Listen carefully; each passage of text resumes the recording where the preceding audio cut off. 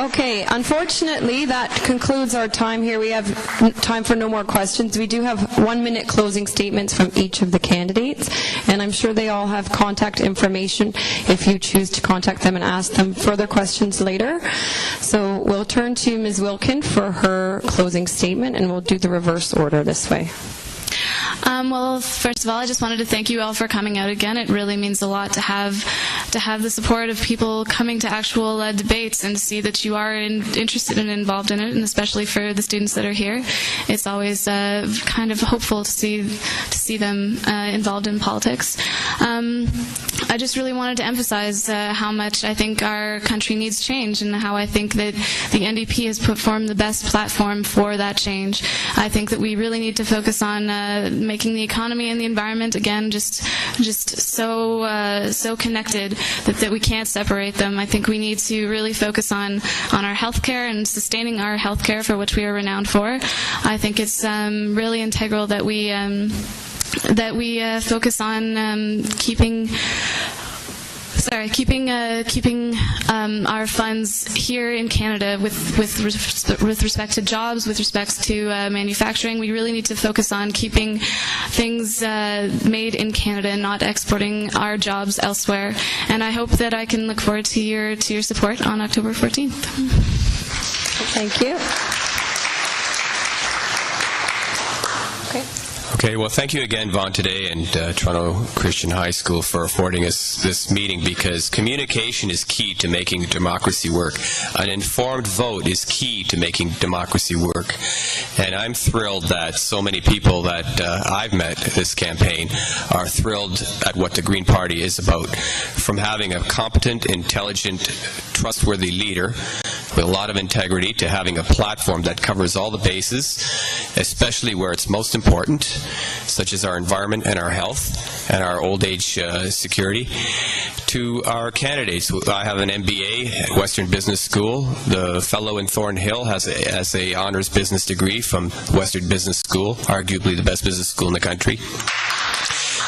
This is, I mean, you've got business people running for the Green Party. It's not a fringe party. It has a very competent future, tomorrow-looking platform. And it's about time we stop thinking about getting reelected and start thinking about the next 10, 20, 30 years. Thank you.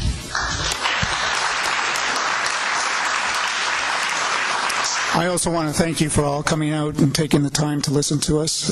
Making an informed decision is also very important. There's a clear difference in this election in the leadership of Prime Minister Stephen Harper and the inaction and the hypocrisy of Mr. Dion. He's kept his promises.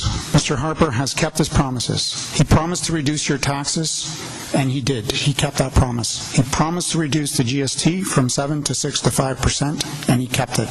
He promised to reduce income taxes for seniors, and he kept that promise as well by introducing income splitting. He promised to introduce a universal child care benefit, and he did. $1,200 for every child under 6 years old. He promised to invest in cities, and we're going to see $700 million invested in the subway coming to Vaughan. These are promises made. These are promises kept. This is a stark contrast.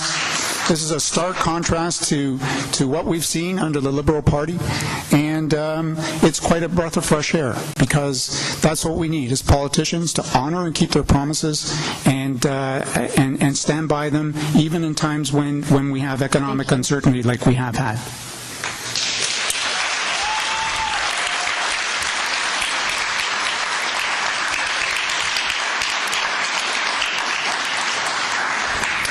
I do want to, first of all, express to you my warmest and sincerest gratitude for being here this evening. I think what you've heard is obviously differing views of how you build a country and a society. Obviously, I'm very proud of the Liberal Party and the plan that they have for the future in reference to economic growth and a fair, richer, greener Canada that understands the transformation that is occurring both locally but also nationally internationally. We also have by far the best team in Ottawa. We will have ministers of finance that will not put down the province of Ontario. We have a leader like Stéphane Dion that in fact understands the science of climate change and is and let's face it, had Stephen Harper been the Prime Minister, we would have been in Iraq. The reality is, my dear friends, as you contemplate your vote, please just go out and vote. Make sure that you get your friends and neighbors to go out. The vote is sacrosanct. It's very important to our democracy. And I wish you well on October 14th. Thank you. Okay, and that concludes our evening. Thank you all very much for coming, and you will see some coverage in Vaughan Today newspaper. You can check online at www.vaughantoday.ca. So thank you very much for coming, and thank you for coming.